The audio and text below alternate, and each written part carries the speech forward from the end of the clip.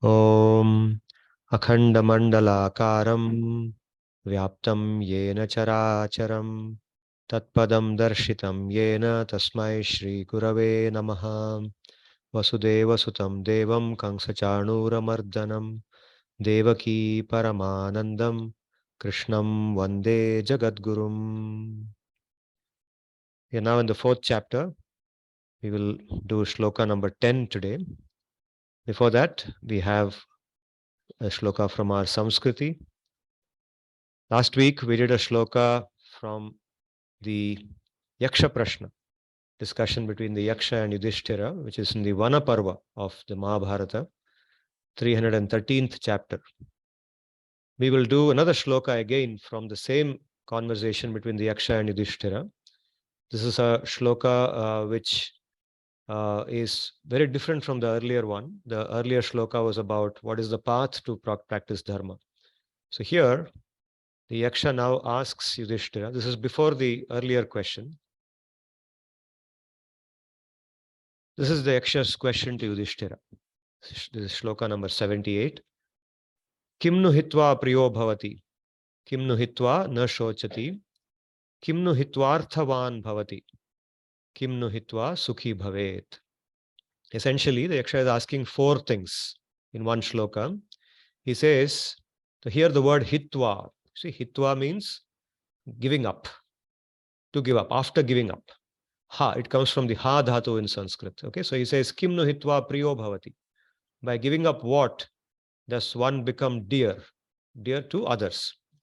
Kim no hitva na shochati. By giving up what does one not lament, have no regrets about giving up? Kim no hitva arthavan bhavati. By giving up what does one become successful? Arthavan. Kim nu hitva sukhi bhavet. After giving up what does one become happy? One feel contented or happy. Okay, so now let's see how Yudhishthira answered this. Yudhishthira is very, very intelligent, he's very sharp, and he's known to be very knowledgeable. This is Yudhishthira's answer. So he says, Manam hitva priyo bhavati, krodham hitva na shochati, kamam hitva arthavan bhavati, lobham hitva sukhi bhavet. So what is he saying? Manam. Manam is a sense of dignity, right? Or here specifically it means the sense of ego, the hankering for others' respect. That is the meaning of mana here, right? It's not just dignity. We should be dignified. The point he's making is don't live in the hankering for other people's respect. So ego, the constant hankering that others should respect me, praise me, glorify me, that hitva, give up that. And if that is given up, that person becomes very dear to others. Priyo bhavati. Others like that person. A person who has no sense of ego, false ego, hankering for his own respect, his own glorification. In the extreme case, it's called narcissism, right? In English. Krodham hitva na shochati. If a person gives up his anger, that is one thing that he will have no regret about. Because the presence of anger, you see in the Gita also in the earlier chapter, when we did the third chapter, we saw that Kama esha, Krodha esha, Mahavairi. They are two great enemies, or actually one great enemy coming in two forms, Kama and Krodha, right? So Krodha is a great enemy, and Krodha makes us do things which we will definitely regret later. In anger, a person can do anything. He can end up killing his own parents. He can do anything in great anger, right? So if anger is given up, there is no regret about it.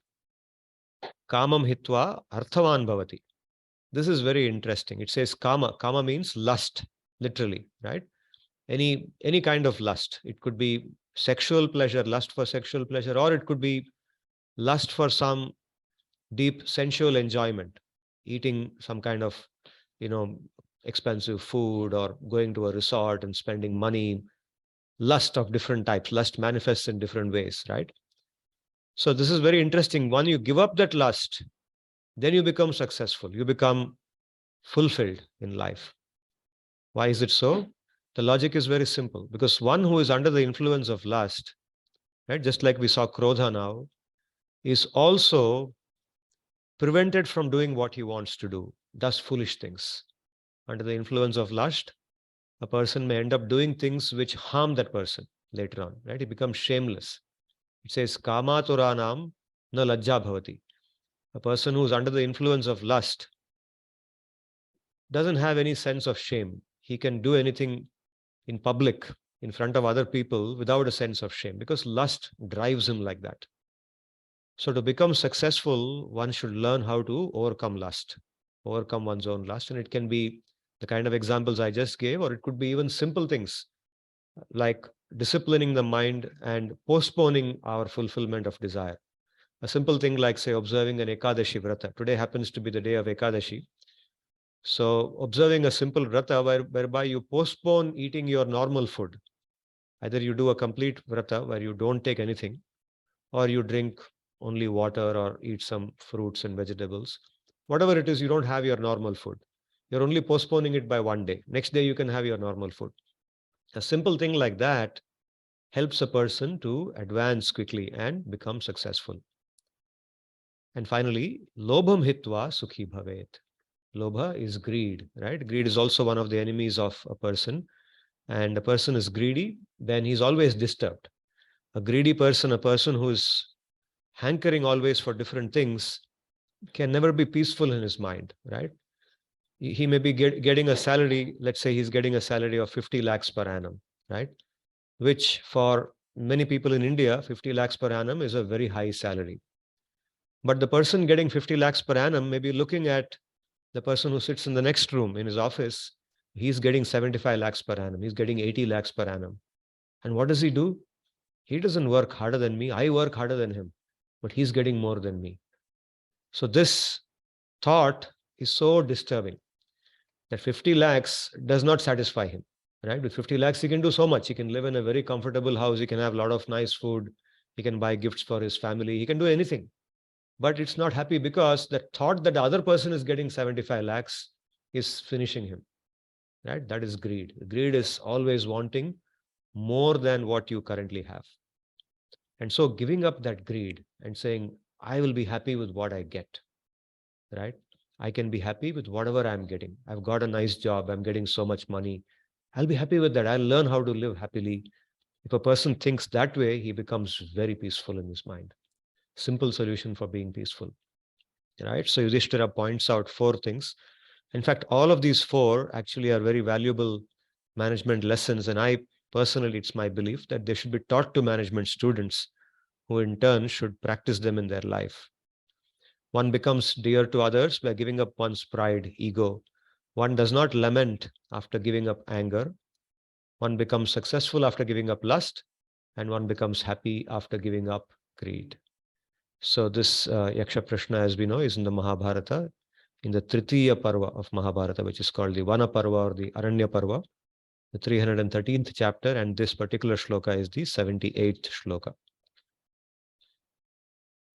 So with this, we move forward to the Gita shloka that we are going to do. We'll quickly recap what we did in the last session. In the last session, we saw 3 shlokas. Shri Bhagavan said, Yada yada hi dharmasya glanir bharata abhyuttanam adharmasya tadatmanam srijamyaham. Whenever there is a decline of dharma and a rise in adharma, I manifest myself. Paritranaya sadhunam vinashaya cha dushkritam dharma samsthapanarthaya sambhavami yuge yuge. So 3 objectives he pointed out. In addition to the general statement that I come when dharma is gone, I specifically want to deliver the saintly people from their misery. That is the first reason, because of that love that he has for them. Then I destroy the wicked people, people like Ravana, Kamsa, who cannot be destroyed by even the kings, the great kings who are there. They're very powerful. They're my bhaktas, but even they cannot do it. I have to come to kill them. And then establish dharma, re-establish dharma. So the saintly people, they maintain dharma. Their job is to maintain dharma and teach it to others, spread it. But if dharma is declined, it is gone, it has been damaged very badly, then I should come to restore it. So I come. Personally, I come. Janma karma cha me divyam evam yo veti tattvataha tyaktva deham na punarjanma eti mameti so Arjuna. So one who understands that my birth and my activities are not like the birth of any ordinary living being. They are not material. They are not under the influence of the three gunas of Maya. They are not Trigunatmaka. They are Divya. So such a person who understands this and accepts it with conviction, he will not take another birth, a material birth. Instead, he will obtain his eternal life and he will obtain Sri Bhagavan. And when actually the literal shloka says Punar Tyaktva Deham, means after leaving this body. But Sri Ramanuja points out there that it's not only after leaving the body, but in the same birth itself. Even as he is doing this, even as he is developing this conviction, he obtains Sri Bhagavan. He obtains that consciousness of Sri Bhagavan. And he lives in that consciousness, in that happiness. So here we discussed all this in the last session and we closed with this third shloka. Today we take the next shloka, which is the 10th shloka of the 4th chapter of Bhagavad-gita, which is this. Vita raga bhaya krodhaha manmayaha mamupashritaha bhavo jnana tapasa putaha madbhavam agataha. So it's a continuation of the previous shloka. The previous shloka said, one who understands that my birth and activities are divine, he attains me. So now he's continuing and saying that, well, it's not something new that I am introducing now to you, but this has always been there. Even in the past, so many people have attained me like that, who understood me. Vita raga bhaya krodaha. Those who are free from three things, raga, bhaya and krodha. Raga means attachment, asakti, to this material world. And to specific things, we will discuss that when we go forward now. Bhaya means fear and krodha means anger. So three things, raga, bhaya, krodhaha. Manmayaha, those who are completely devoted to me, manmayaha, their consciousness is in me. They are living in me. Mamupashritaha, they have taken my shelter. They are in my shelter. Bahavaha, many people, jnana tapasa, by the tapasya of jnana, knowledge. Putaha means they got purified. They got purified, they became pure because of jnana tapas. Madbhavam agataha, they attained my existence. Madbhavaha.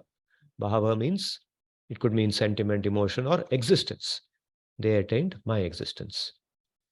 Okay, so now we will go into the individual meanings in detail.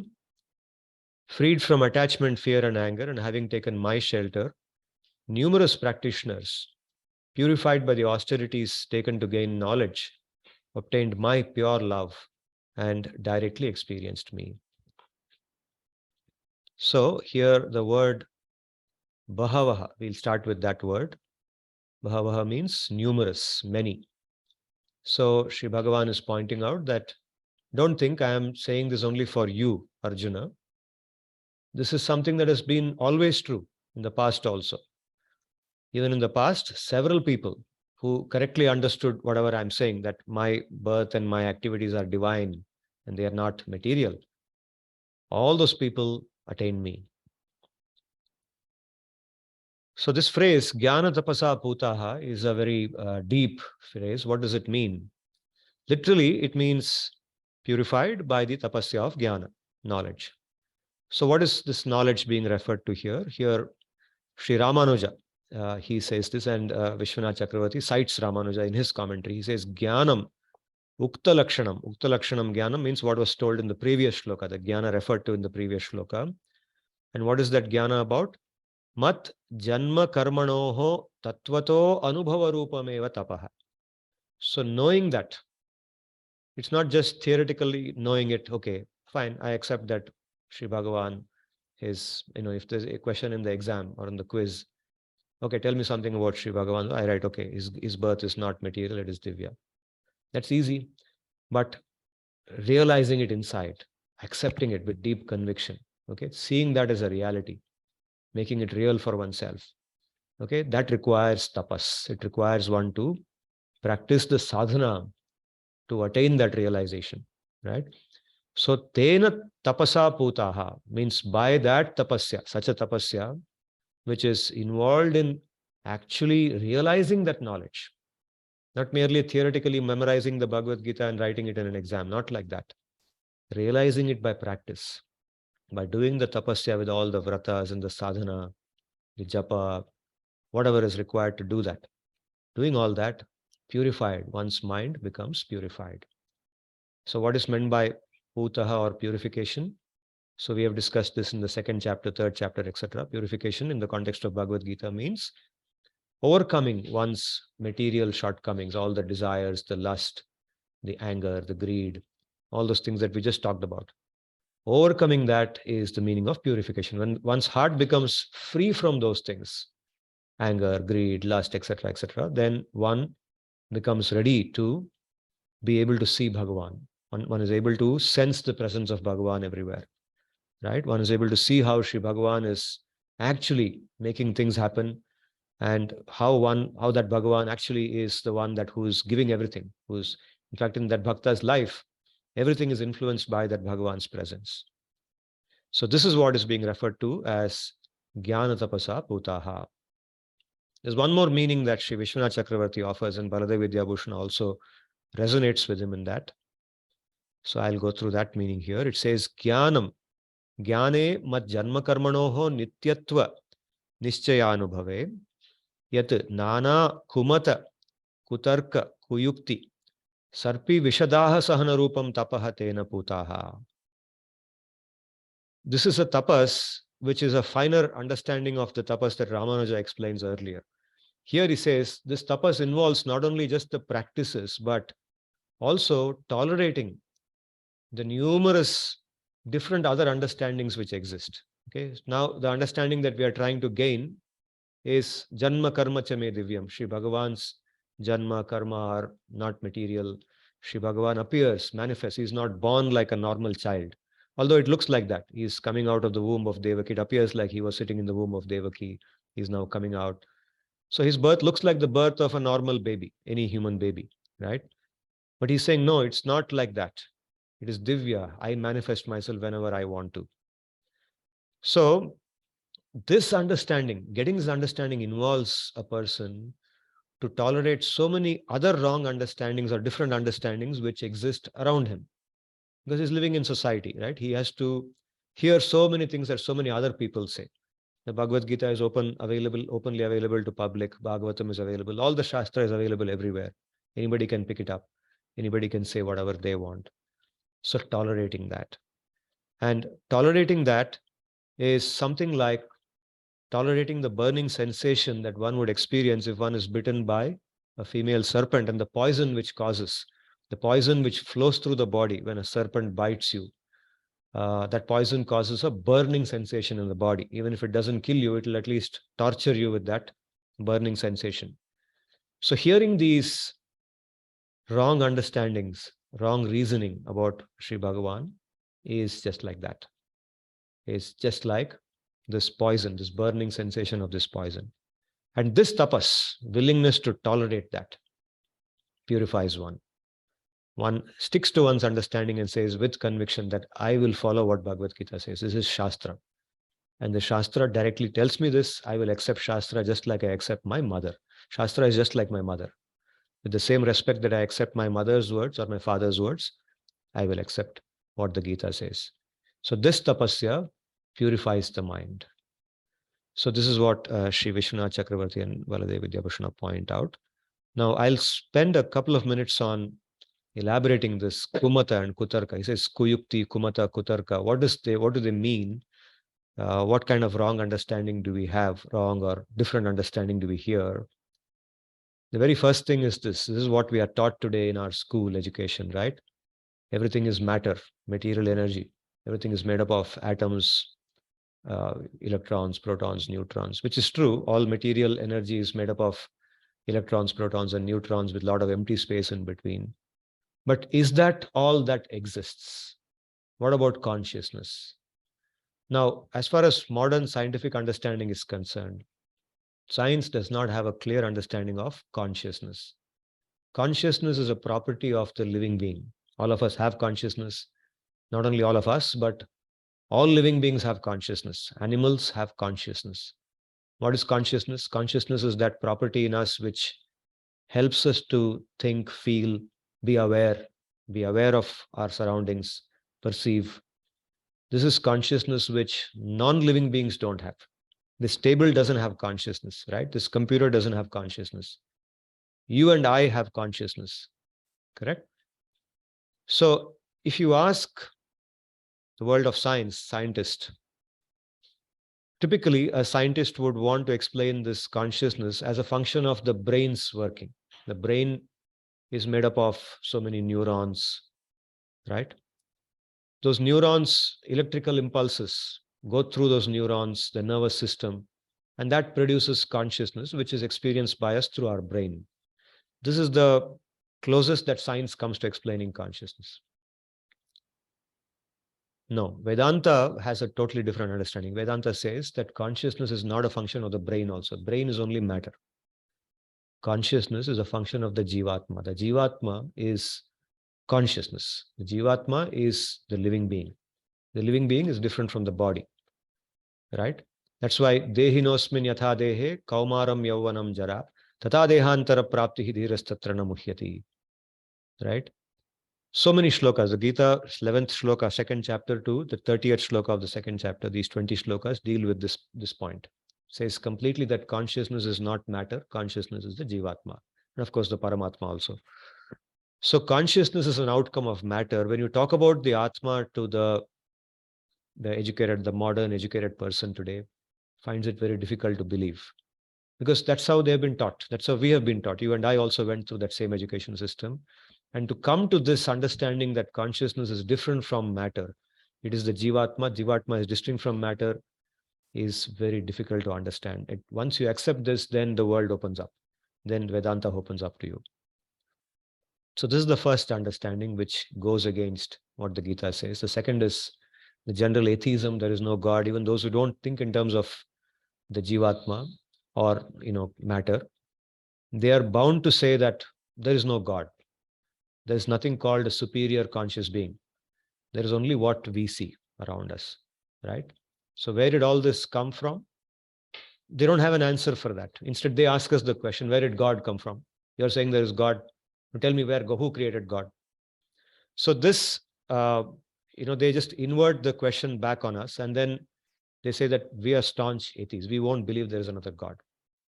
Because if you believe in God, then you have to explain so many other things. For example, you have to explain why is there suffering, right? This is how rationalism grows. Rationalism is based on this question, that if there is God, then why is there so much suffering here? Why are some human beings born in the slums? Why are some human beings born in a very rich family? God is partial. Your definition of God is that he is impartial. So that proves that there is no God. So many arguments like this are offered by them. This is called kuyukti. Kuyukti means incorrect reasoning. If you understand the Shastra answers all these questions perfectly, right? Explains very clearly why there is suffering even when God exists. That's answered. The third is, there are a lot of people who say that there is a superior power. I'm not an atheist. I do agree there is a power, okay? But I'm not willing to accept that it's a person like us. It's a power, like Shakti hai. Kuch hai. पर वो व्यक्ति नहीं है, सिर्फ शक्ति है. So this is another understanding, which is again refuted by the Gita. In the Gita, very clearly, Sri Bhagavan says that he's a Purusha with all attributes, with all properties, like any person. Right? He may not be having a material body. Even we don't have a material body. We are not this body. We are the Jivatma in the body. And all that is made very clear in the Gita. Right? So this understanding is also a kumata.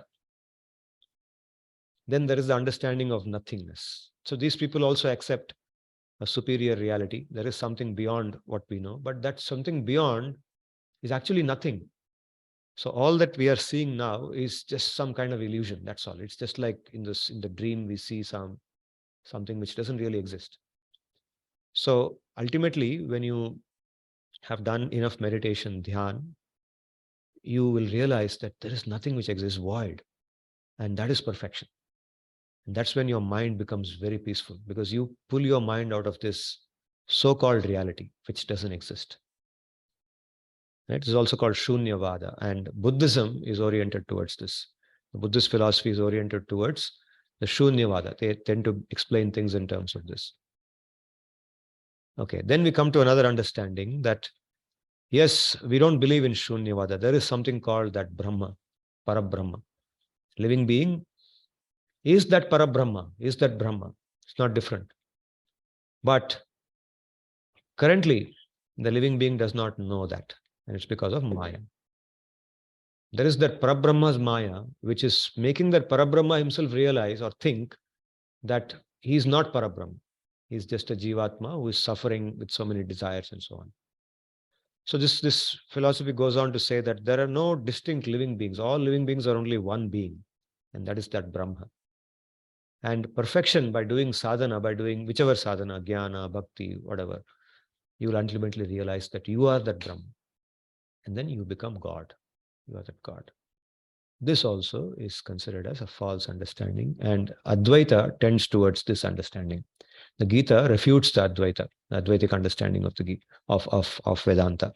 Right? There are so many shlokas in the Gita which have been explained by the subsequent Acharya, subsequent to Shankara, like Ramanuja, Madhva. Madhva strongly refutes Advaita. And then Vishwanath Chakravarti, Baladeva, all of them, they give arguments from the Gita to show that this understanding is also not correct. We are distinct from Sri Bhagavan. Sri Bhagavan is Sri Bhagavan always. We don't become Bhagavan. Bhagavan remains Bhagavan. We remain the Jivatma, but we become his dasa. We become his servants, and we do eternal Nitya Seva to Bhagavan. In that, we are completely united with him. Right? And we will talk more about that in this session itself. So in the Gita, in the Veda, specifically in the portion known as Purusha Sukta. Like I told you last time, the Purusha Sukta is present in multiple places in the Veda, in the Rig Veda, Yajur Veda, Atharva Veda. Tasya dhirav parijananti yonim. There's a small phrase in the Purusha Sukta that the dhiras, dhira means a person whose intelligence is well established, evolved, a person whose intelligence has developed by his sadhana, by virtue of sadhana, intelligence has matured. It's a dhira. Parijananti, he knows very well. Yoni, yoni means the source or the origin. His origin, Sri Bhagavan's origin, that it's not, he's just this not a normal living being like us. He is eternally existing. He manifests himself. This is clearly understood there. Now we will look at the next phrase in the shloka, Vita Raga Bhaya Krodaha. This shloka begins with that, right? Vita Raga Bhaya Krodaha. So this phrase I would like to point out is not coming only in this shloka. It has already come once earlier in the second chapter, in the 56th shloka of the second chapter, which was like this. Dukkeshu anudvigna manaha sukheshu vigata sprihaha vitaraga bhaya krodaha stitadihi muniruchyate. This shloka, if you recollect, at that time was spoken by Sri Bhagavan in response to Arjuna's question in the second chapter, that who is a stitadi or who is a stita pragya? Explain to me who is a stita pragya. When Arjuna asked this question, Sri Bhagavan answers in something like, I think 18 shlokas or so later on, towards the end of the second chapter. And one of them is this shloka where he says that one who's completely equanimous in dukkha and sukha, when regardless of whether there is happiness or misery, a situation which can cause happiness to normal people or misery to normal people, both of them, this person who is a dhira is steady. He's able to tolerate them equally. Right? He tolerates the happiness and tolerates the pleasure as well, the misery as well. Such a person is called a stitadhi, stita pragya. And there he says he's vita raga bhaya krodha, means he is free from attachment. We've already spoken about what attachment means there. Bhaya, fear of anything, and krodha, anger. His mind is always very peaceful, very calm, very peaceful. He knows how to do. He's a kushala. Karyeshu kushalaha. He's always expert in doing whatever he does. He's hardworking. The karma yogi, he's very, very expert, but he's very peaceful. So we discussed that in great detail. But in this shloka, he's not speaking from a karma yoga angle. He's speaking from the angle of bhakti, as you will see in this explanation. He says, Vita Raga Bhaya Krodha, Shri Vishwanath Chakravarti explains, is the freedom from the attachment to these people who are giving these other understandings. The why this explanation comes is because it's attached to the previous shloka. Janma karma cha me divyam evam yo vetti tattvataha tyaktva deham punarjanma naiti mameti. So Arjuna. So this understanding is what Sri Bhagavan now wants Arjuna to take. So those who don't accept this understanding, detachment from such people, vita raga, detachment, the raga towards such people. For example, such people could be our very close friends, maybe our classmates or some close companion with whom we have been interacting on so many things. Such a person has this understanding, this wrong understanding. So a detachment towards such a person. Detachment, mind you, does not mean hatred. It means just being detached. Bhaya, fear of what will that person do if I give a different understanding. Fear of losing that friendship. That person may say, no, you have now gone towards Bhagavad-gita. I don't believe in Bhagavad-gita. वो सब बेकार की चीज है. वो सब पुराने जमाने में होता था. अभी Gita we don't accept. Today we should read these books. So that person may lose interest in us. He may be thinking that we have lost our sophistication. That's fine. That fear is gone. You give up that fear. Krodha, give up any anger. Don't be angry with people. This is one mistake that many sadhakas make when they come to the Gita.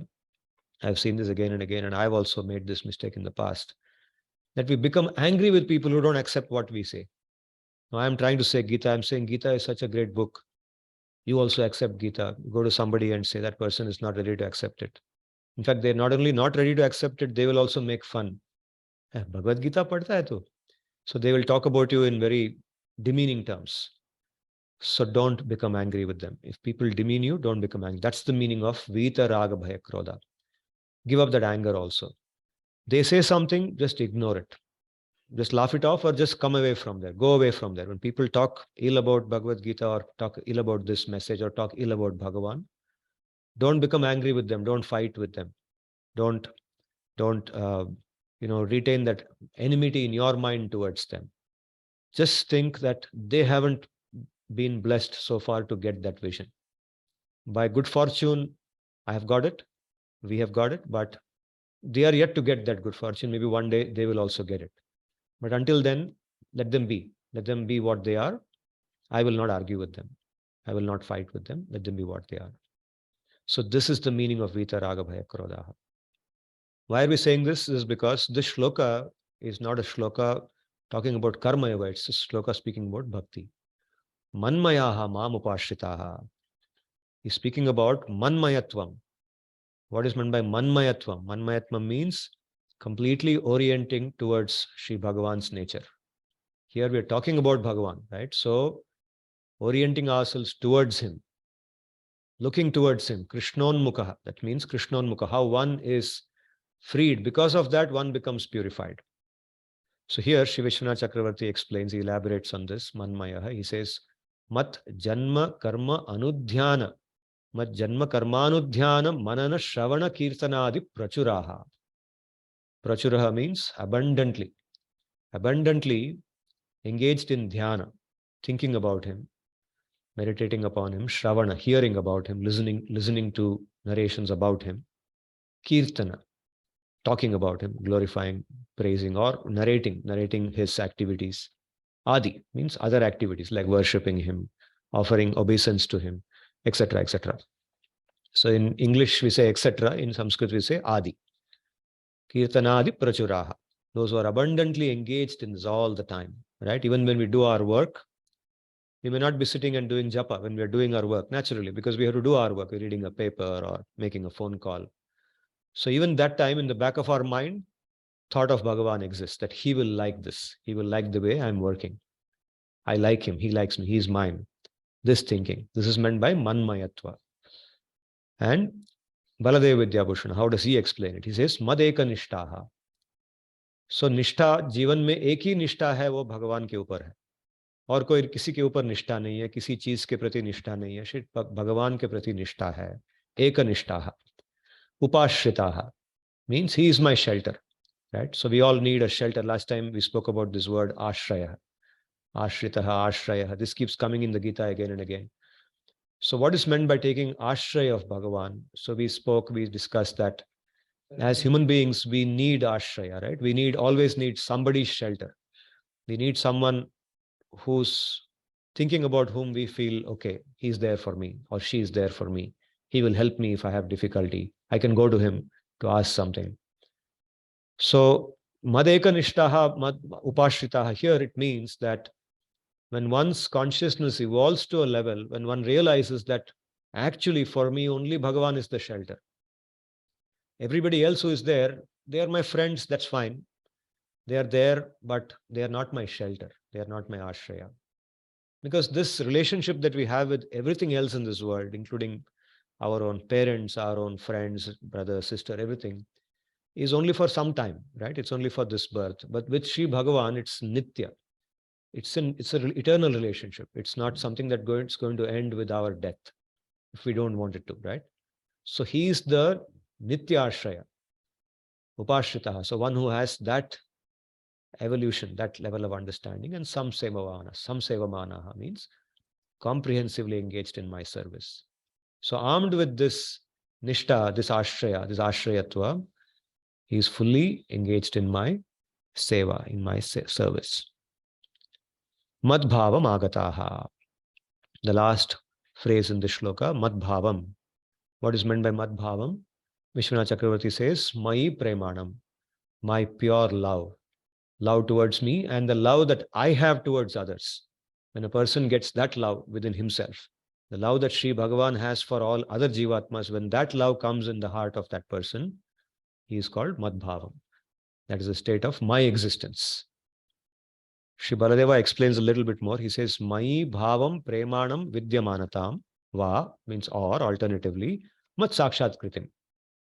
Having my darshan, seeing me in front of him, mat sakshat kriti. Right? So, Vitaraga bhaya krodaha manmaya mamupashritaha bhavo jnana tapasa putaha mad bhavam agataha. They attain my sakshatkar. They're able to see me in person. Not merely a picture of mine, but actually me in my original form. They can see that. So here, it's very interesting, very relevant to mention the story of a great personality who is the Adi Guru for everyone, because he's the Guru of even Vyasadeva, right? Vyasadeva is our Guru because he's the one who's written Bhagavad-gi, he's the one who's written Mahabharata, he's the one who's written Bhagavatam and so many other Puranas. And he organized the compilation of the Veda. So his Guru is Sri Narada. So in the Bhagavatam, it is described how Sri Narada once visits, and Sri Vyasadeva, who's writing the Bhagavatam, he describes this incident between him and Sri Narada in the Pratama Skanda itself, in the beginning of the Bhagavatam, how the Bhagavatam came to be written. Why was it written? Right? It was not there earlier. So then Vyasadeva wrote it down. Earlier, it existed in some other forms. The Bhagavatam is said to be a Nitya Grantha. It's always there. But in the form in which we know it today, we have it with us today, Vyasa compiled it. And why did he compile it? So it was compiled upon the recommendation of Sri Narada, his Guru. His Guru came and told him, you should write this. So what happened? So it is said that after writing the Mahabharata was written earlier to the Bhagavatam. So after writing the Mahabharata, Vyasa was not fully happy. He was contemplating on what he had written in the Mahabharata. He had written about Dharma. Mahabharata is Dharma Grantha, right? It elaborates on the various nuances of Dharma through the story of the dynasty, the great Bharata dynasty, the kings, how they followed Dharma, and what are the different complications involved in, practice of Dharma, understanding Dharma. It's all about Dharma, and the Gita also comes in the middle of the Mahabharata, right? In the Mahabharata. So, despite being such a great text, the Mahabharata is considered a very great compilation. It's very big. And it is said that whatever is present in the Mahabharata, whatever is not present elsewhere is present in the Mahabharata, but whatever is in the Mahabharata may not be present anywhere else. It is so rich in its content. But despite producing a book like that, this great person, Vyasa, he was not very happy. There was something in his heart pricking, saying that I have not really given the absolute truth. The full truth has not been revealed in this. There's something I have not done. So Narada comes and tells him, yes, that's what it is. You haven't revealed about Sri Bhagavan. That is the ultimate knowledge about his intimate nature, about pure love unto him. And then in that same conversation, Sri Narada narrates about himself. He talks about himself. He describes his past. He says what he was before he got his eternal form as Narada. And this is what I will narrate to you now. So Sri Narada explains that in 2 births earlier to his birth as Narada, he was a Gandharva. Gandharva means Gandharvas are divine beings, just like Devas. They are like other types of beings. They have certain powers which ordinary human beings don't have. They are very kind people and they are very good looking people. And they are also highly talented in music, right? So they are very talented in music. They can sing very beautifully. And they are very good looking also. They perform they give musical performances in divine assemblies and so on. So Narada was 2 births earlier to this current form. Now he is in his eternal life. So there is no more material birth for him. But 2 births earlier, he was a Gandharva by name Upabarhana. Upabarhana was his name in that birth. And he was very good looking, very, very handsome. And because he was very good looking, handsome, young, youthful, he was always surrounded by women. Right? So women would flock around him. They would want to associate with him, enjoy with him. And he would be always in a mood of enjoying frivolously, singing, and he was an expert singer and so on. So it is said that once, Narada himself explains that once, the group of Gandharvas with whom he lived, they were invited in a assembly of the Devas and great other personalities of this universe. They were conducting a Hari Kirtan. There was a Hari Kirtan happening, Harinama Kirtan happenings. And in that Harinama Kirtan program, the Gandharvas are invited to sing bhajans, sing Kirtan, because they were great singers, right? So in that assembly, the Apsaras like Urvashi, yes, and such people also appeared. And there was a lot of enjoyment. There was dancing and so on. So as this was happening, Upabarhana, he lost awareness of where he was. And in his mood of enjoyment, he forgot or he lapsed in offering due respect to the great personalities who were present. The sages, the great sages, the devas who were present, the Prajapatis. So this lapse on his part was a serious mistake, upon which the sages there present, they said he must be taught a lesson in how to behave properly. And this lesson we will give him by giving him a curse. So on the spot, they cursed him. They said, immediately, you will be born as a Shudra, as a son of a Shudra, and you will go to the earth. You will no longer be a Gandharva. So the instant he received this curse, Upabarhana lost his life as a Gandharva, and he took birth in the womb of a mother, a Shudra mother, a woman who had lost her husband, and she was living alone, and she had this baby in her womb. And he was born there, and he grew up under her affection. She was very affectionate to him. She brought him up. At the age of 5, when this little boy, the Shudra boy, who was earlier this Gandharva, was 5 years of age, it so happened that some great bhaktas, some great rishis, sages, who were Hari Bhaktas, they happened to visit that town where he was living with his mother, his village. And his mother, being a Shudri, she was engaged in the seva of these sages. She was given that service of taking care of all their requirements, cleaning the place when they would perform their yajna and so on. So along with them, he would also go and listen to them, watch them doing. And slowly he developed an attraction towards them. So the story he describes that they were living there for 4 months during the Chaturmasya period. There's a period every year known as Chaturmasya. Chaturmasya is a period of 4 lunar months. It begins with the month of Ashad. In the month of Ashad, it begins on the Ashad Ekadashi, day of Ashad Ekadashi. And then Ashad ke baad Shravan, then Bhadrapada, and then Ashwin, month of Ashwin. And in the month of Ashwin, it finally gets over, right? So in these 4 months, the great sages, especially the sannyasis, they are not supposed to travel. It's also the rainy season at that time. The monsoon is going on. So during the monsoon, it's not convenient to travel also. And during the monsoon, the body undergoes various types of other changes. So it's good to remain in one place and follow certain types of vratas. So for example, in one of the months, you don't eat green vegetables. In the second month, you don't take milk. In the third month, you don't take curd. In the fourth month, you don't take, I think, urad dal or something like that. So the 4 different months, you observe different types of vratas and so on. And also in those 4 months, you perform, because you're not traveling and a lot of other time is not being spent. You spend your time in doing more bhajan, more sadhana, more hari kirtan, and upasana and so on. So during this time, when these sages were doing all this little boy, he had the fortune of doing seva to these people. So he began doing seva, and gradually he became attracted to them. So even when his mother was not involving him in helping her in doing these activities, he himself would go and listen to what they are speaking. He would spy on them in that sense, spy not in a wrong sense, but hang around and listen to what they are saying, what they are doing, what is their life about. He would listen to stories of Hari, of Sri Bhagavan. He would keep listening to them, and he would become more and more enchanted by what they were speaking, what they were doing. And he would himself try to do what his mother was doing when she was not there.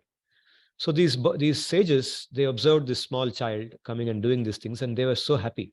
They said, this child is so great. It's got such good qualities even at this young age. So they would sit and talk to him. They would tell him stories. They would also give him the leftover of the food that they ate, right? So this is a practice that great saintly people do. When they eat food, they give that food, whatever is left, whatever they don't completely eat, the leftover from their plate, they give it to other people, because it is said that if you eat the food left over by a great personality, then your mind gets purified by that. So the sages, they eat the prasad of Bhagavan, right? They always offer food to Bhagavan, and they eat that food as prasad. Now, what the sages themselves eat and leave, that is considered Mahaprasad. It's even said to be even more powerful than the prasad of Bhagavan in purifying the heart of the person. So they would give him that Mahaprasad, and Sri Narada, when he narrates this story to Vyasa, he says, that was what changed me. And that prasad, Mahaprasad that I had of these sages, that developed, or that brought about that love for Bhagavan in my heart. And I became intensely attracted to Bhagavan. I became very intensely attracted to Bhagavan. And after some time, the Chaturmasya was over, and these sages left. And shortly after these sages left, one night, an incident happened whereby his mother, she went out of the house because the cow, the Gomata, she was outside the house. So his mother went to milk the go. And as she was milking the go and coming back, she stepped on a snake, a poisonous snake, a cobra maybe. And she was bitten by that snake. And bitten by that snake, she died. Right? So she didn't come back. So Narada, or this little boy who was not Narada at that time, the little boy, 5-year-old boy, he suddenly found that he was all alone. He was an orphan. He neither had a father nor had a mother. But it so happened that he had in his mind all the time developed this thinking about Bhagavan because of these sages, the association of these sages. So what did the boy do? He said, now I don't have anyone to live with. I was dependent on my mother all this time. But now the only person I can depend on is Bhagavan. There's nobody else for me. So he left his house and he started walking towards the northern side, to the north of wherever he was living. And he describes in that narration that as he was walking, he saw so many beautiful places. He went through so many towns, villages. Small boy, nowhere to stay, just walking. He went through mountains, forests. He saw small towns, big towns. He saw cattle grazing. He saw all the description is given in the Bhagavatam of what all he saw. And eventually, he reached a forest which was very dense, a dense forest which was dark, maybe tropical forest. Like if you go to the South India, you'll find in the Western Ghats thick tropical forest. If you enter the forest, it's pitch dark inside. One moment you will see bright sunlight. The moment you enter the forest, it is dense dark. You can't see. You have to use a torch, right? And walk or find your way in the forest. So he entered a forest like that, and the forest was filled with animals, leeches, all kinds of creatures of the forest. And he was dead tired. He didn't know where to go, so he kept walking in the forest, found his way, and at last he found a river, a clear, clean river. And out of tiredness, he said, I will take a bath. He took a bath in that river. He drank the water of the river, and he felt refreshed. So then he said, okay, now I don't know where to go next. So let me sit here itself and just meditate on Bhagavan. So he just sat down. There was a peepal tree. He found a peepal tree and he sat down under the peepal tree and he closed his eyes. And the way he had seen the sages, the Chaturmasya sages doing that meditation, he sat down and he began to meditate on Sri Bhagavan. All the thoughts that he had learned from them, he started thinking about Bhagavan in the same manner, in the way in which they had taught him, right? How Bhagavan looks like, his appearance, his crown, his golden dress, the four hands holding four different things, Shankha, Chakra, Gada, Padma, all that memory came in his mind. And as soon as he says that, as soon as I started thinking of that form of Bhagavan, immediately that love towards Bhagavan swelled in my heart.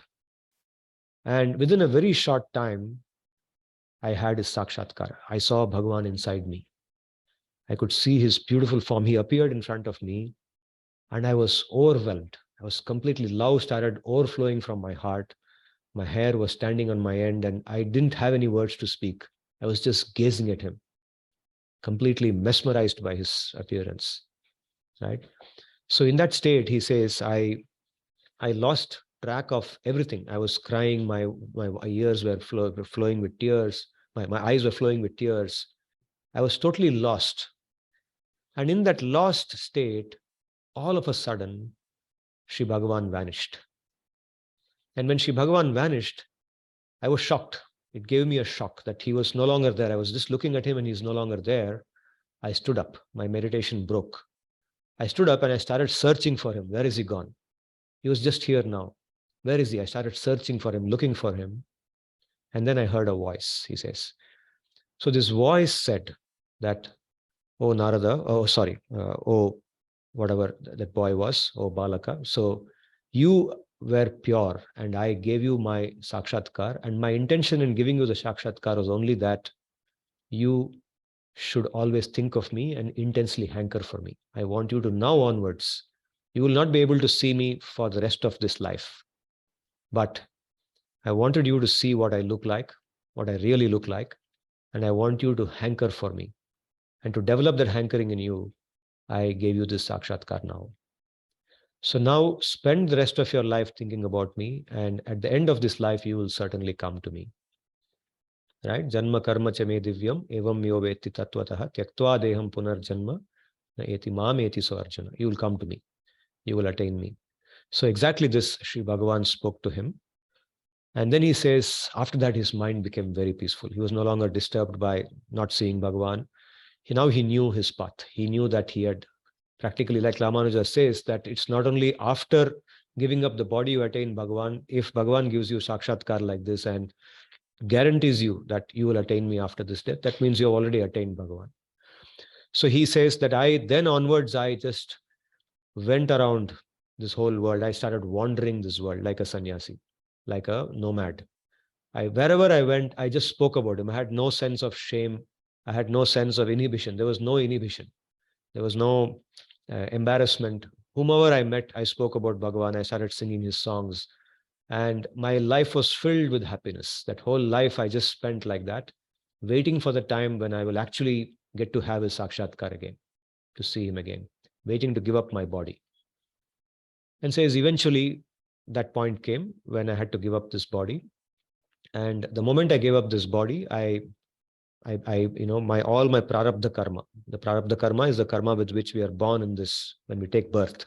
Our accumulated karma, the karma of the past, the punya, papa that we have done, all that is piled up, right? We are born with that. And in this birth, we are destined to, you can say, experience some amount of that, not all of it. That is a huge amount, like anadikal. But some amount of that papa punya that we have accumulated will be experienced in this janma, and that is slated. That's already, the schedule has been made for that, when which will come. All of that was destroyed completely. It already had been destroyed, and no longer. There's no more papa punya, so there is no more material birth. Material birth is only when there is some papa punya, at least little bit is left. Only then you get a material body. If that is not there, then there is no material body to take, right? So you just exist without any material body. So now what happens is, the process normally that's described in the Shastra is that when such a situation is attained by the yogi, when he has no prarabdha karma to experience, but his present janma is over. He has died, the body has died, right? So he's got mukti, but he doesn't have one more janma, material janma. So then what happens to him? Now, even before he goes to Vaikuntha Loka, it is said that he spends the rest of the kalpa. Kalpa is, as we said, the daytime of Brahma, right? Brahma's kalpa is going on. And Brahma has, in one kalpa, Brahma has 1000 chatur yugas, which are divided in 14 manvantaras. We spoke about all that, right? We did the whole mathematics of that in the previous, in one of the previous sessions. So the Jivatma has to wait for the entire kalpa to get over before he can actually get the mukti to Vaikuntha. He goes to Vaikuntha Loka. So the same thing happened with this boy who was now liberated. He's no longer having a material body. He's out of that past material body, but he doesn't have his eternal form as yet. So that whole kalpa of Brahma elapsed. And this happened in the beginning itself. He says that all this happened in the previous kalpa of Brahma. Right? Currently, the current kalpa of Brahma is called the Shvetavaraha kalpa. And we spoke about where we are at the time point at which we are currently in this kalpa. We discussed that. So this story of Narada being Upabarhana and then the Shudra and so on, and then dying as a Shudra boy, and then eventually getting his eternal body, all this happened in the previous day of Brahma, not the present day. So we can think of, because today is the first day of the 51st year of Brahma, we said that. So that means that was the last day of the 50th year of Brahma, right? Right. So now, so Narada is now out of this body. So at the end of the kalpa of Brahma, he went into Brahma's body. Brahma, what happens is, at the end of the kalpa, when the night time begins for Brahma, Brahma goes into the meditative state. He goes into Yoga Nidra. So at that time, he contemplates on his creator, that is Mahavishnu. So as he is contemplating on Mahavishnu, his breath, through his inhalation, he inhales and he takes in the entire universe. There's a Mahapralaya. The entire universe goes through destruction, right? At the end of the 1000 Chatur Yugas. So at that time, all the living beings who are in this universe, whether they are devas or rishis or whatever they are, regardless of what status they have, from the lowest living being to the highest living being, all of them enter into the body of that Brahma. And they spend that night. That night is also 1000 Chatur Yugas long. So that night is spent in a Shushupti stage. That's called Shushupti, where you are not, we experience Shushupti every night when we sleep, right? If we have a good night's sleep, then we have a long Shushupti also. So Shushupti, we don't dream also. That's not Swapna. There's no Swapna in that. It's just pure lack of consciousness. We don't know anything in that Shushupti state. It's different from the Turiya. Different from Turiya. Shushupti and Turiya are totally different. Shushupti is, you're in the material existence still. Unless you are a Mukta Jiva like this boy, right? So here, you are just not conscious of anything. Only Brahma is conscious because he is in that state of full consciousness of Bhagavan. This Nidra is like that. Brahma's Nidra is like that. So when he creates again, all the living beings come out of his breath again. And through his different bodily organs, he creates the new universe, in the beginning of the next kalpa. In this case, the Shvetavaraha kalpa. So in the beginning of the Shvetavaraha kalpa, Narada took birth. This boy became Narada. The Jivatma, who was that boy and who had earlier been a Gandharva, became Narada. So he came out as the son of Brahma, just like the other sages like Marichi and so on came out of the body of Brahma. Narada also took birth. He narrates that I took birth as the son of Brahma. And then onwards, he has been only doing this. So he carries his veena and other instruments and he wanders everywhere. His only job is to keep moving from one place to another place. He doesn't have one place of residence where he says, this is my house, this is my abode. Like Vaikuntha is for Vishnu, or Kailash is for Shiva, or Brahma is Brahma Loka, Satya Loka. He doesn't have a Loka like Narada Loka, right? He just wanders. He just moves from one place to another place. And wherever he goes, whomever he meets, he does what he did in his previous life as the boy. He just talks about Vishnu. He tells them, this is the path that you must take to attain Vishnu. This is bhakti. There is a famous grantha called Narada Bhakti Sutra. In the Narada Bhakti Sutra, he narrates about the process. He defines bhakti. What is meant by bhakti? What are the different qualities of bhakti? What is the process of bhakti? Everything is explained in detail. It's like a nice textbook on bhakti. So this is Narada's third birth, or the final birth, and beyond which he will not have any more transformation. There's no more transformation for him. He is eternally as Narada. So the Narada example here neatly sums up the two shlokas that we have read now. The first shloka, Janma Karma Chemi Divyam, and today's shloka, Vita Raga Bhaya Krodaha Manmaya Mamupashritaha Bahavo Jnana Tapasa Puta Madbhava Magataha. You can see how Narada, being Manmaya Mamupashritaha, he had this quality in him, right? And he had no Raga Bhaya Krodha towards anybody. He's completely free from that. And Jnana Tapasa means his tapasya was completely in all the time thinking about Sri Bhagavan. Whatever discomfort that involves, he took that discomfort. Later on, that discomfort became happiness. Just experience that happiness continuously as a person who is talking about Sri Bhagavan, and purified by that, Madbhava Magata. He got the existence of Sri Bhagavan's eternal dasa, dasyatva. Okay. So we've had how many minutes? What is the time now? 7:32, 7:30. Okay, nice. We've had so now 1 hour of absorption in Sri Bhagavan, and I'll be happy to have your questions, comments, discuss anything else. Should you want me to stop the recording? I can, or we can keep it on as we talk. Let me see who else has joined us today. Arnab is here. Rakshit is here. Rakshit, welcome. This is your first session today. Can you hear me? Hello, Rakshit. Yes, sir. Yeah. Hare Krishna. Yeah. So, Rakshit, the other many of the other people here are EFPM, FPM, EFPM students. We also have with us Arnab, who lives in the US. He's joining us from a place near New Jersey. And we have Piali. Piali is also with us. Piali is right now in Himachal. She's joining us from a town called Naddi in Himachal, where she's gone. She's meditating there. She's also like one of the sages. She's gone to a place for meditation. Nothing that great, sir. No, please. Just trying out. Very nice. So I have a question. Yeah, sure. I think Arnab wants you to ask you something, so he can. By the way, I should also mention before Piali's question that Rakshit is doing his HR program. He's in the 2-year HR program. He's in the first year of the program here. Yes, Arnab or Piali, anybody, please ask your question. Really, please go ahead. I was highly just impressed about your endeavors into, understanding more of yourself and the travel. I was just excited. Please go ahead with your question. So, thanks, Arnab. But yeah, it's just a small baby step. So I'm trying to do it by listening to the Gita, by reading it. So the Gita which Sir has recommended, as well as, of course, the meditation and everything along with it. So my question is, so you were talking about, meditation, and also in your writing, I saw that it is one of the parts, right, of the whole journey. Now, why I'm asking this, that before that you said that, different people have a different kind of an idea about Gita.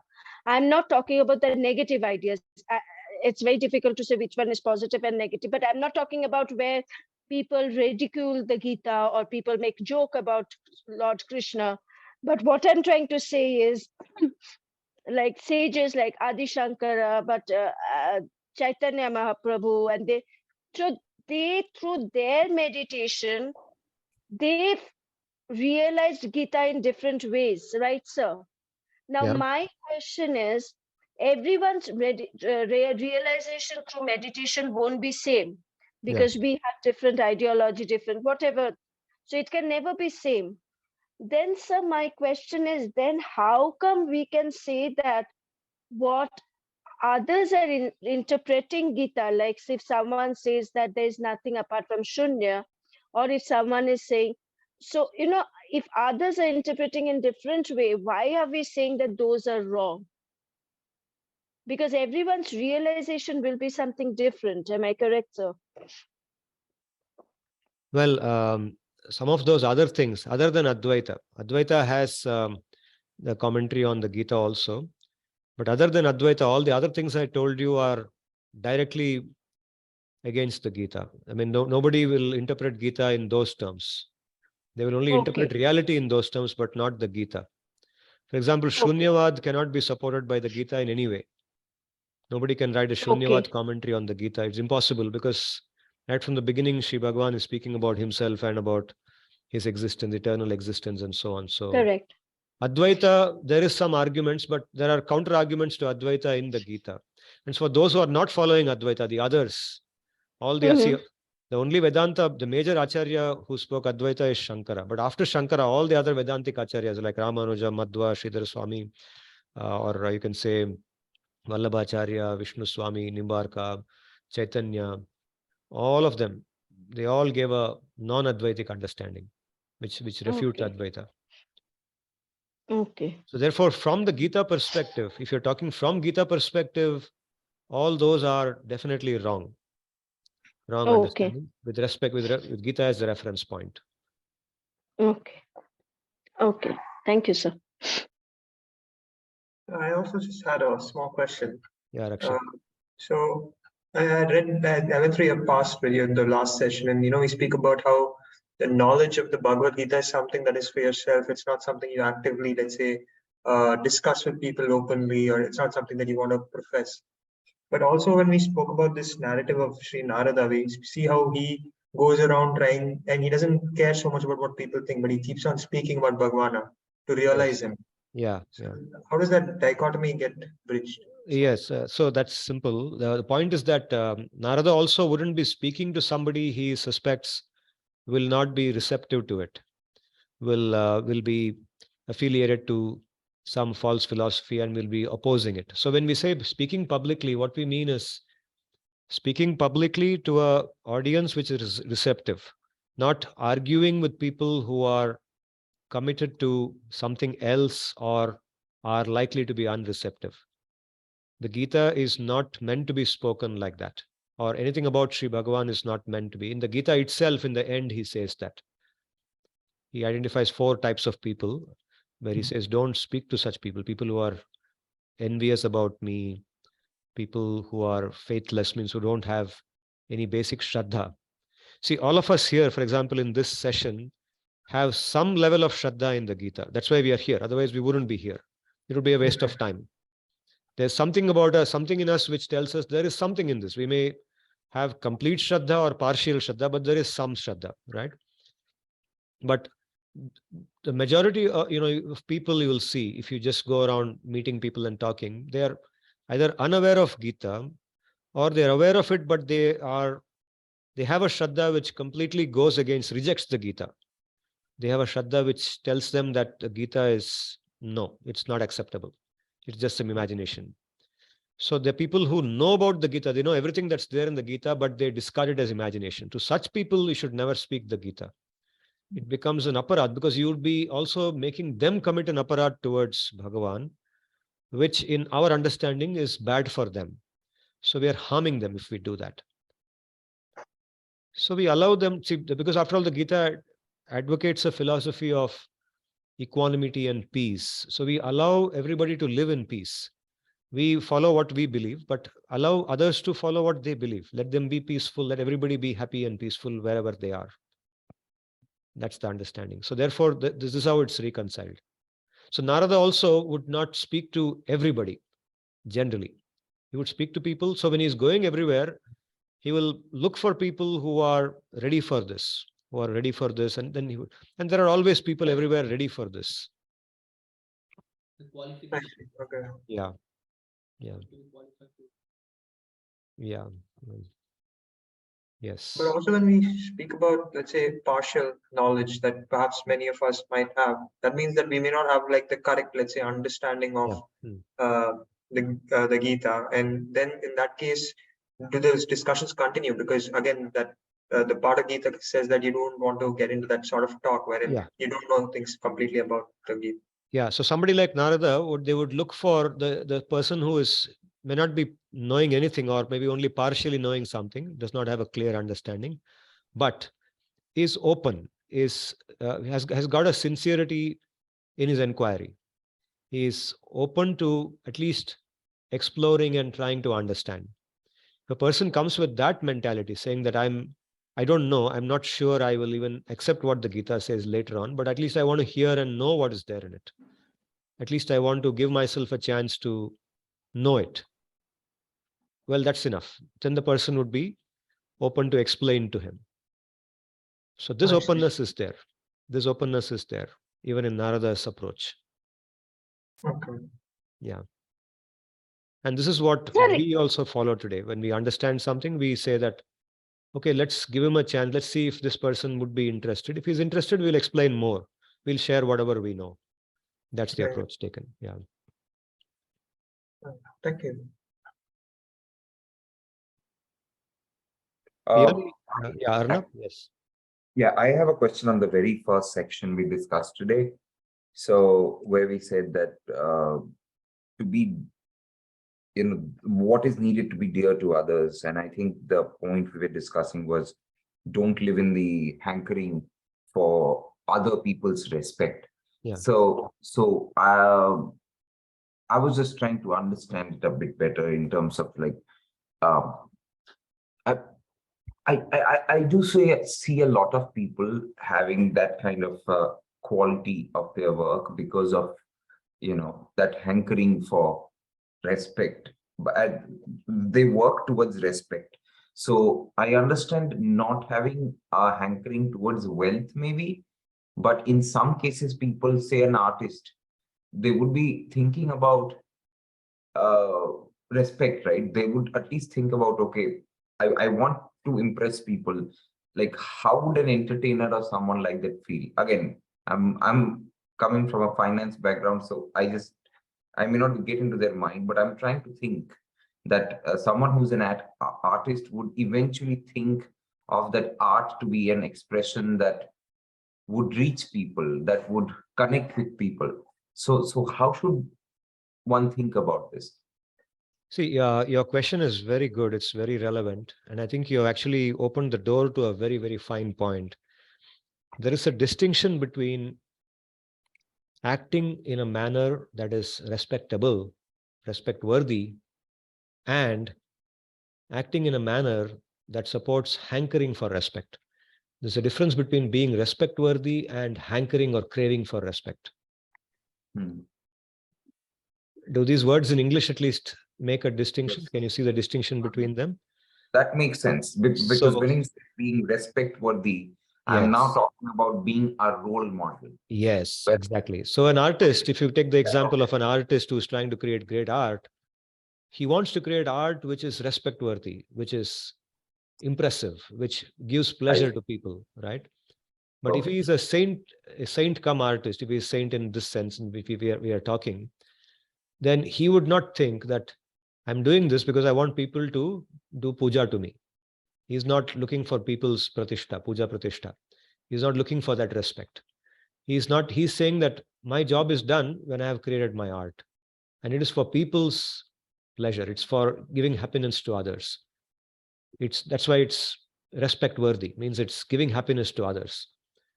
At the same time, he is not, suppose somebody does not respect that art, suppose somebody criticizes that art, he won't be disturbed because he was never craving for respect anyway for himself. Suppose somebody writes about him and says, after all, this guy is a very ordinary artist and by some luck, this art happened. Someone critiques him like that. It won't disturb him because he's never hankered for respect for himself anyway, right? Right. So this is the symptom of whether one has that craving or not. If a person has craving for respect, that person would be very disturbed in their mind and not peaceful when they find that someone else from whom they are craving that respect from is not giving them the due respect. It could be, let's say, somebody, a professor like me, who expects that his students will always bow down before him and give him respect or call him with a lot of big words and praise him and stuff like that. It could be that, or it could be somebody working in a company like your company who is like in some senior position. He wants the other people who are younger than him to, keep telling about how great he is and talk about him. It could be simply a homemaker, a woman living in a house. In her social circle, wants to be known as the smartest lady around, right? So many. This craving for respect has no end to it. Even animals crave for respect of other animals, right? It's a deep rooted, contamination, anartha in the jivatma. Yeah, Nadi Kal se. that helps. So because the person now at the center is Yes, Arnav is asking something. Huh? Arnav, I'm sorry. No, I was saying, so this person is seeking to please others and becomes respect worthy in return, instead of thinking that, okay, I'm creating this or I'm doing this for respect. I see. Thank you.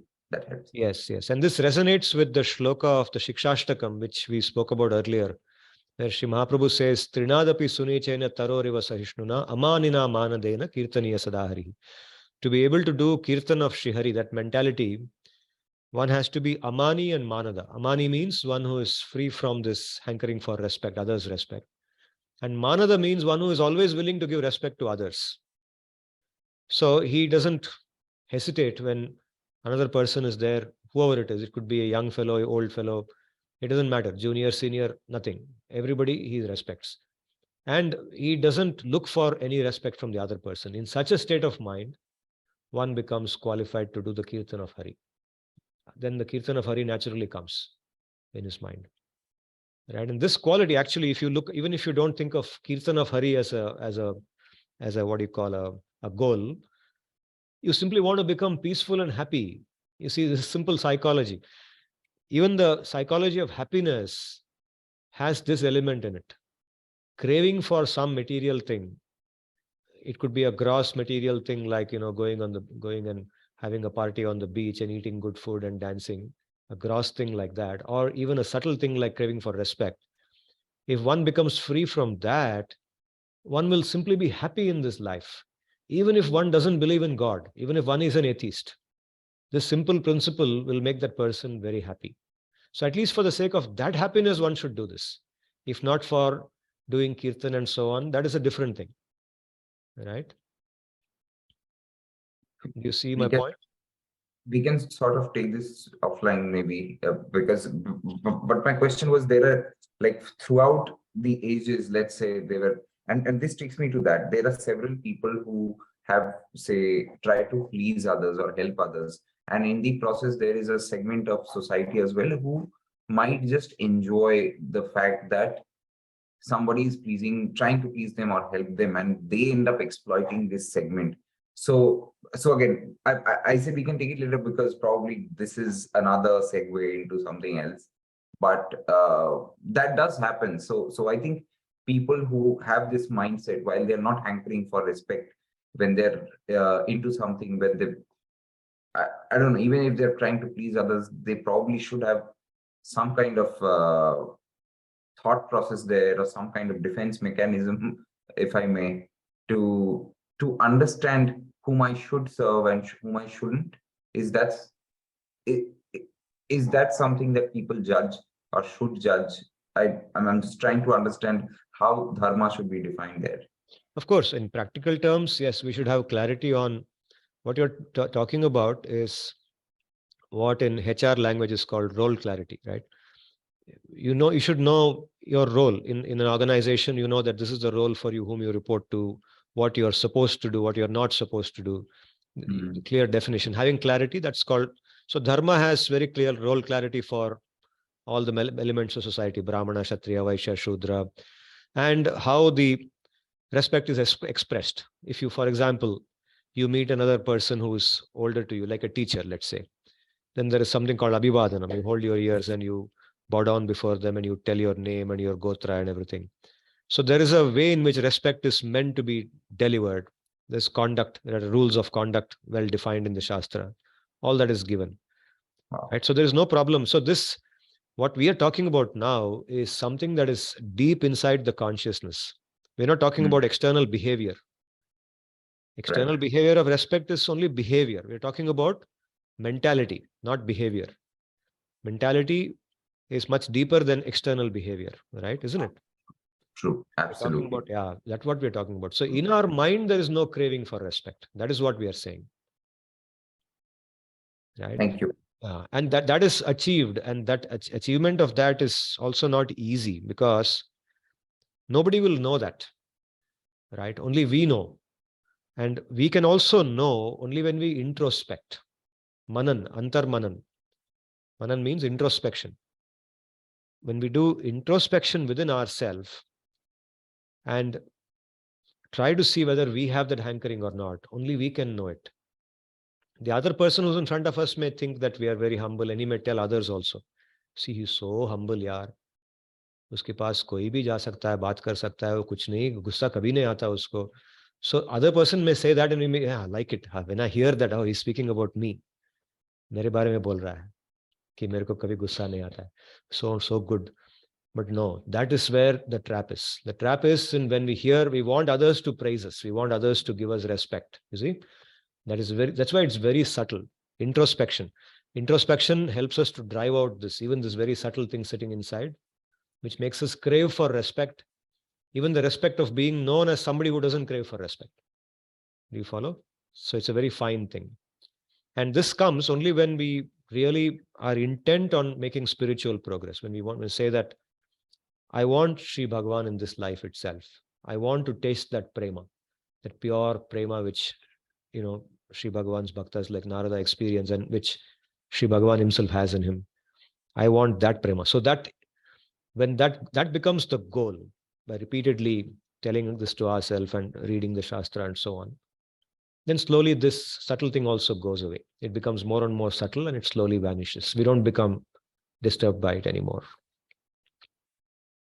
I hope this has addressed the question to some extent, at least. A lot of things, actually. Thank you so much. Okay, thank you. Yeah. Subhashish, you were saying something. I'm sorry. I was asking, sir, in your first class, so you talked about this attachment, then detachment, love and detachment.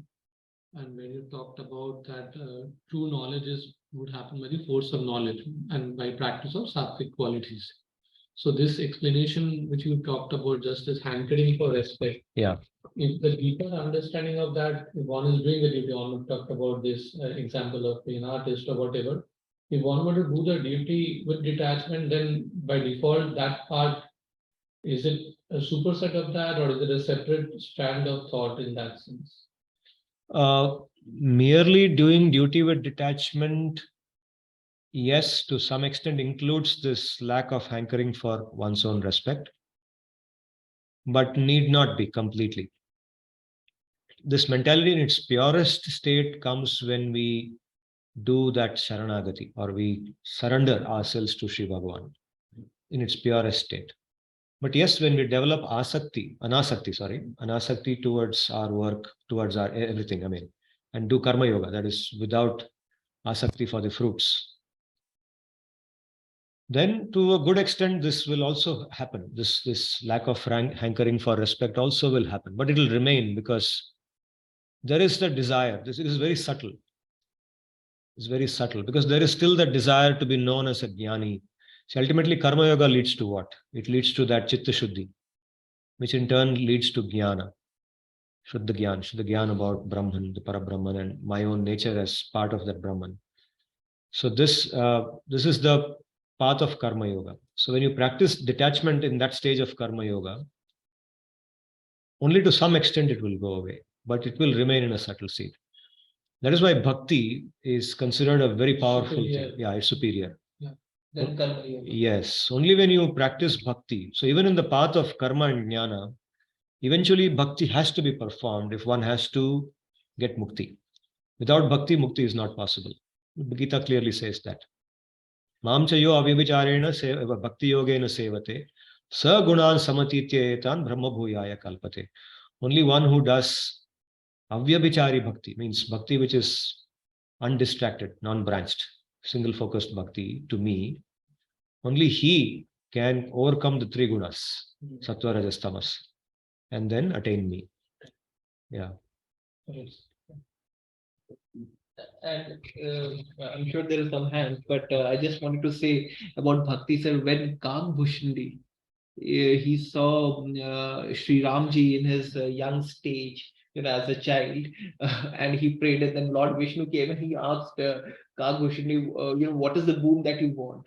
And he said that I just want to be your bhakt, give me bhakti. And then he said that you have asked for the supreme, boon, and since now you would be singing Ramayana throughout the ages in your own area, in your own kingdom. I think so. That's how the bhakti came up. So I just wanted to say that, sir, when he said bhakti. Thank you. Jai Shri and Piyali, I think they have. Yeah. Jai Shri Ram, they have So we'll first ask Piyali. Piyali? No, sir, just wanted a clarification, because what I have little understood, maybe only through bhakti we can come out of the ego. Yes. Whenever we say we are hankering for respect, or even when we are hankering for a kind of a love or anything, a lot of ego comes in it. Even, Yes. Gyan or karma yoga, all this brings only bhakti where there is only pure love, a kind of even that love where you're not expecting anything back from Bhagavan. Yes. Bhagavan, only the love. Absolutely. I think that is the detachment. That is the detachment of your own ego, that you're out of the ego. Yes, That's what that is when, yes, I understood. the perfection of that detachment comes only there. Yes, by doing that. Yeah, Yes, that's absolutely. That's exactly what the Gita and the Bhagavatam elaborates on that. The Gita points to that. Later on, we'll come to those shlokas. Jai Shri Ram. Thank you, Piyali. Jayashri, you had a question? Thank you. Yes, here this putaha means what? Purified of what? Jnana tapasa putaha. Purified of all unwanted things, all the anarthas, the desires, greed, and also incorrect understanding that we spoke about. Purified of all that, misconceptions, doubts. The Bhagavatam says that, can we also take it as purified of our samskaras and papa punya? Yes, naturally. that. So samskaras are the basis for our anarthas. The samskaras and the vasanas. The samskaras give birth to those vasanas, right? And the vasanas are the ones that make us do different kinds of things in this life, like this, like that. So when your purification here means becoming free from all those vasanas go away, and the only thing that is left is the attraction towards Bhagavan, manmayatvam. That manmaya that's spoken about here is that wanting to be his person, wanting to become like him, develop his nature. Okay. Yeah. Can we also, like as when you were doing this shloka, my mind automatically went to the Sthita Prajna shloka. Yeah. So, and I was happy that you compared the two. So, can we take it that Bhagavan is saying that Sthita Prajna is one category, and his bhaktas who are Vitaraga Bhaya Krodhaha, Mam Upashritaha, and Jnana Tapasa Putaha.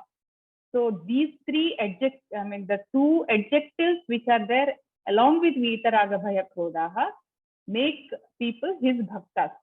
So is he distinguishing between Sthita Prajna and his bhaktas? Can we take it like that? No. Sthita Prajna is used there in the second chapter in the general sense, in my understanding, not only for non-bhaktas, that is the karma yogis or jnana yogis, but for everybody who has to attain him. Whichever path you take to attain him, you have to become a Sthita Prajna. So Sthita Prajnatva is common for bhakti as well as jnana marga, any marga that you take, any yoga form that you take to attain him. Okay. That is the foundation, can we say? That's the foundation. That's a foundational element that is common to all paths. Okay. So some of these other things also, which he tells, you will see that again coming in 4th chapter, 5th chapter, 6th chapter. They are foundational elements that are common across all paths. Everybody has to have them, whether you are in bhakti or in karma, jnana, whatever path. This is from the Taittiriya Upanishad.